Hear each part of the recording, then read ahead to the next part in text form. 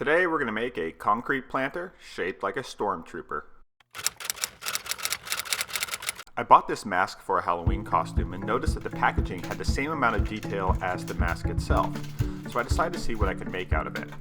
I'll post a link to where I bought the mask on Amazon on my website. For the inside portion of the mask, I trimmed the edges so that I could glue it and tape it down flat to a piece of melamine. I used a few dots of hot glue to hold it in place, and then used Gorilla duct tape to tape it down. I made the sides of the mold out of pieces of a melamine coated shelf board that I just hot glued together. I then hot glued this melamine frame down to the duct tape covered board and added a few strips of duct tape just to make sure it was held together nice and strong. Now for the outer piece of packaging, I decided to insert a plastic bottle down through the top of the head to make a cavity for a plant. I just cut out a hole the same diameter as the plastic bottle with my kiwi knife,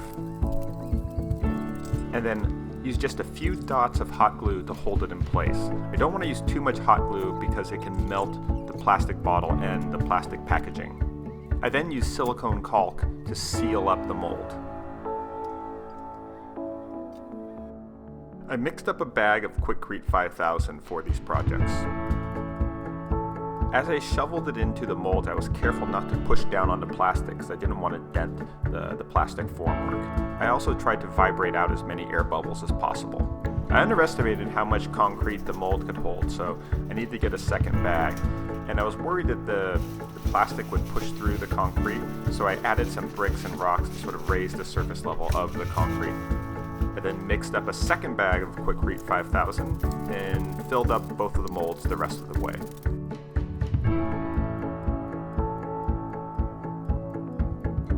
After letting the concrete cure about 20 hours, I cut away the hot glue and broke down the mold. The plastic came off pretty cleanly. I had to make a few cuts for the planter, but for the most part, with a little more hot glue, I could use these molds again. The concrete came out really smooth and shiny, and it got lighter in color as it continued to cure.